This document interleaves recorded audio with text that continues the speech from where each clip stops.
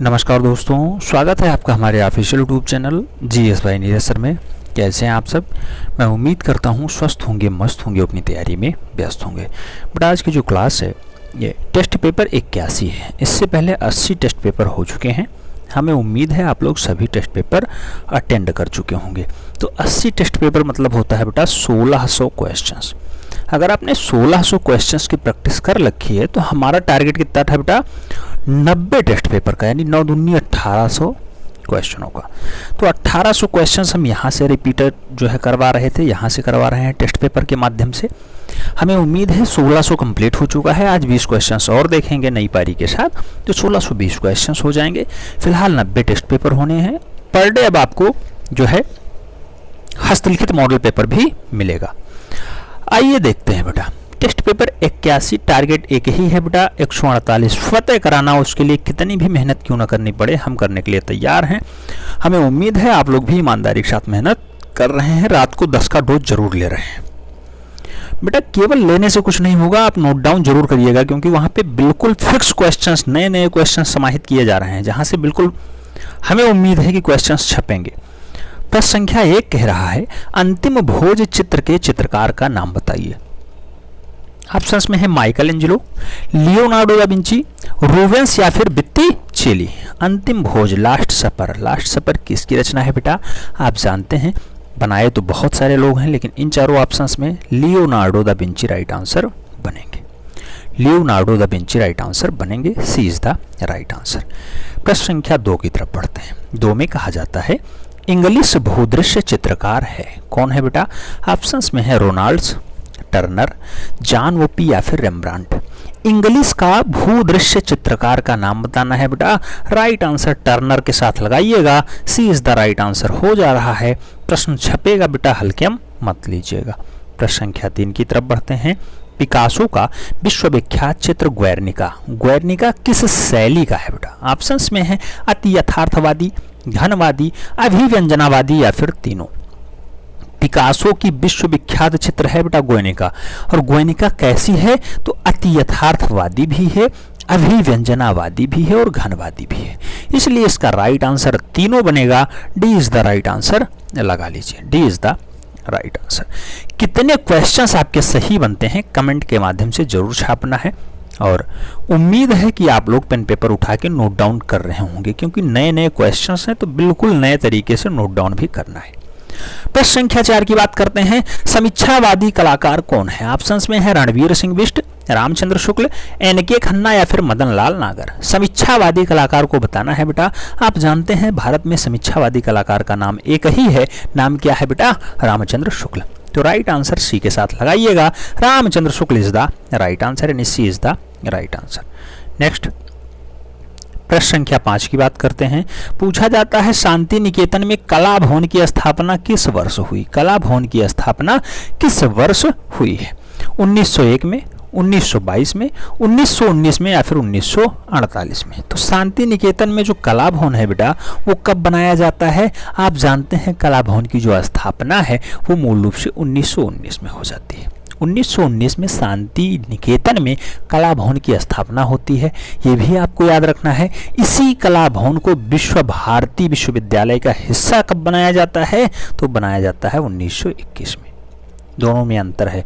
कला भवन 1919 में आता है, विश्व भारती विश्वविद्यालय का हिस्सा कब बना दिया जाता है? 1921 को बना दिया जाता है। दोनों क्वेश्चन छप चुके हैं, दोनों अलग अलग आंसर्स हैं, नोट डाउन कर लीजिएगा। बी राइट आंसर फिलहाल बन रहा है। प्रश्न संख्या 6 की तरफ बढ़ते हैं। 6 में कहा जा रहा है, निम्न में से कौन सा चित्रकार है जो मूर्तिकार नहीं है? बेटा इसमें से चित्रकार ही है, मूर्तिकार नहीं है। ऑप्शंस में है जयराम पटेल, एन.एस. बेंद्रे, रामकिंकर बैस, टी.पी. राय चौधरी। आपको ये बताना है सिर्फ चित्रकार कौन सा है बेटा। तो नारायण श्रीधर बेंद्रे का जो संबंध रहा है बेटा, वो मूल रूपेण चित्रकार के रूप में रहा है। तो C is the right answer लगा लीजिए। Narayan Shridhar Bendre is the right answer. प्रश्न संख्या 7 की तरफ बढ़ते हैं। 7 में कहा जाता है, पल्लव शासकों ने रथ वाले मंदिर किस स्थान पर बनवाए? तो पल्लव शासकों ने रथ वाले मंदिर का निर्माण मूल रूप से कहाँ करवाया था बेटा? कांची में, महाबलीपुरम में, ऐहोल में या फिर चेन्नई में। तो पल्लव शासकों के द्वारा जो रथ वाली मंदिर बनवाई गई वो महाबलीपुरम में बनवाई गई। तो राइट आंसर महाबलीपुरम होगा, यानी C is the right answer बनेगा। प्रश्न संख्या 8 की तरफ बढ़ते हैं। 8 में पूछा जाता है अवनींद्रनाथ ठाकुर, अवनींद्रनाथ ठाकुर के शिष्यों में कौन नहीं है? ऑप्शंस में है डीपी रायचौधरी, एलएम सेन, नंदलाल बसु या फिर गोपाल घोष। बेटा अवनींद्रनाथ ठाकुर के शिष्यत्व में शामिल कौन नहीं है? तो आप जानते हैं एक चेला यहाँ पे है डीपी रायचौधरी का, उसका नाम है गोपाल घोष। गोपाल घोष किसके चेले हैं बेटा? ये शिष्य हैं देवी प्रसाद रायचौधरी के। बाकी देवी प्रसाद रायचौधरी खुजाउनी बाबू के शिष्य हैं, एलएम सेन शिष्य हैं, नंदलाल बसु शिष्य हैं, ये सब के सब किसके शिष्य हैं? अवनींद्रनाथ ठाकुर के शिष्य हैं। लेकिन गोपाल घोष का संबंध डीपी रायचौधरी से है, याद रखना है। D is the right answer बन रहा है। क्वेश्चन छप चुका है, आने की प्रबल संभावना रखता है। प्रश्न संख्या 9 की बात करते हैं। पूछा जाता है किशनगढ़ के कवि, कलाकार, कला मर्मज्ञ शासक का नाम बताइए। किशनगढ़ शैली का कवि, कलाकार और कला मर्मज्ञ शासक का नाम बताइए। ऑप्शंस में है मान सिंह, संसार चंद्र, सामंत सिंह या फिर हरि सिंह।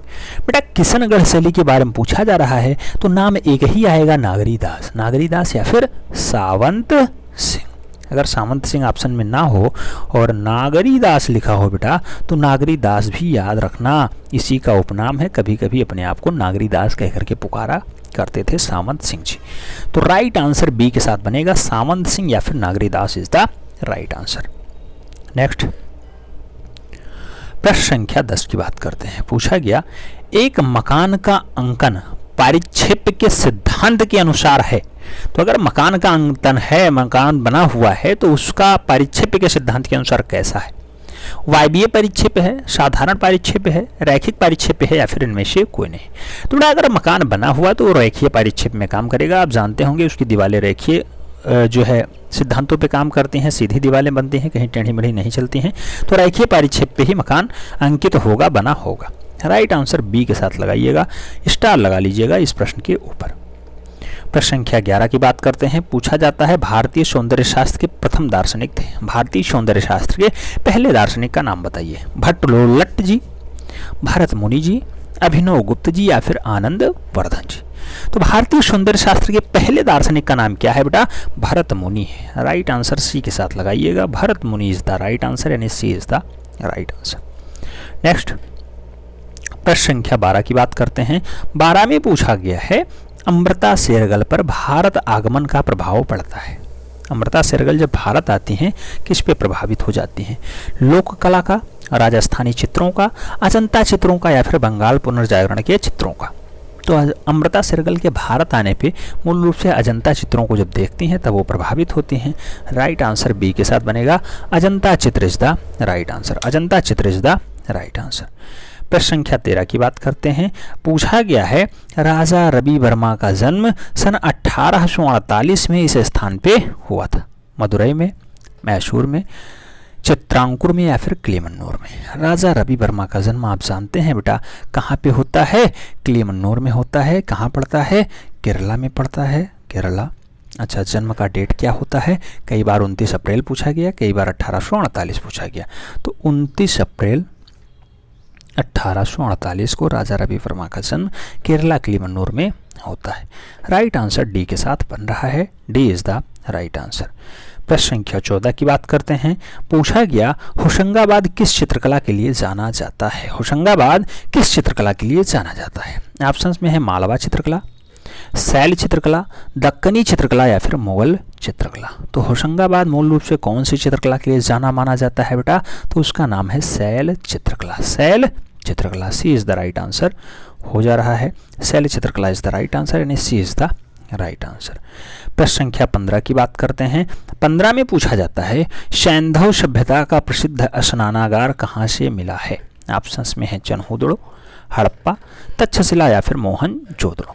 सैंधव सभ्यता का जो प्रसिद्ध स्नानागार है बेटा वो मूल रूप से कहाँ से मिलेगा? तो आप जानते हैं मृतकों का टीला यानी मोहनजोदड़ो से मिलता है। स्नानागार की लंबाई, चौड़ाई और गहराई कई बार पूछी गई है। तो 11.88 मीटर गुणे 7 मीटर गुणे 2.43 मीटर, ये सब कुछ डाटा मीटर में है बेटा। ये लंबाई है, ये चौड़ाई है और ये ऊंचाई है। तो LBH ये है, ठीक है। 2.43 मीटर है, 2.43। तो H है 2.43 यानी हाइट है, ठीक है। याद रखना सैंधव सभ्यता का प्रसिद्ध स्नानागार मोहनजोदड़ो से मिलता है।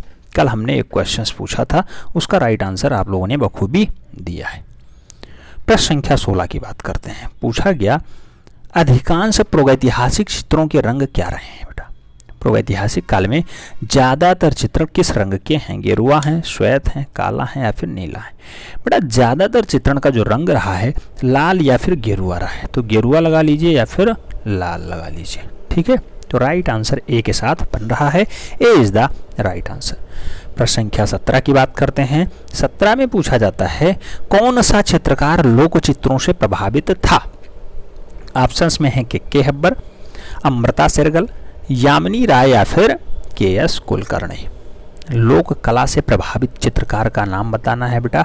ऑप्शंस में राइट आंसर यामिनी राय लगाइएगा, B is the right answer हो जा रहा है, B is the right answer. लोक कला पे आधारित सबसे ज़्यादा चित्र कहाँ बने हैं बेटा, ये जरूर छाप दीजिएगा कमेंट के माध्यम से। फिलहाल हमने इस पे क्वेश्चंस करवा रखा है, लेकिन बता दीजिएगा कि लोक कला पे आधारित चित्र ज़्यादा कहाँ मिले। प्रश्न संख्या 18 की बात करते हैं। पूछा जाता है सबसे अधिक कृष्ण लीला के चित्र किस शैली में बने हैं? ऑप्शंस में है मुगल शैली, राजस्थानी शैली, पहाड़ी शैली या फिर अपभ्रंश शैली। तो सबसे अधिक कृष्ण लीला के चित्र पूछा जा रहा है, राइट आंसर क्या लगाइएगा? हालांकि दोनों राइट आंसर बनेंगे। पहाड़ी शैली में भी खूब बना है, राजस्थानी शैली में भी खूब बना है, इन दोनों को तो काट ही दीजिए। पहाड़ी शैली में भी खूब बना है, राजस्थानी शैली में भी खूब बना है। कुछ किताबकार कुछ जगह जो है राइट आंसर पहाड़ी शैली मान लेते हैं, कुछ जगह राजस्थानी शैली मान लेते हैं। विवादित क्वेश्चंस है, फिलहाल इसे बाहर का रास्ता दिखाया जाएगा।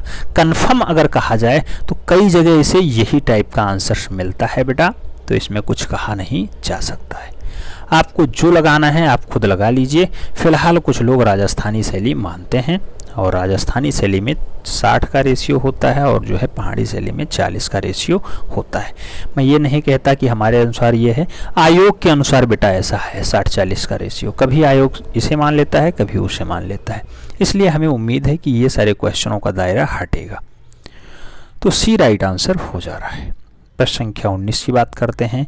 पूछा गया मुगल चित्रकला में हिंदू विषयों का पोषक कौन रहा है? ऑप्शंस में है बाबर, जहांगीर, अकबर, शाहजहां।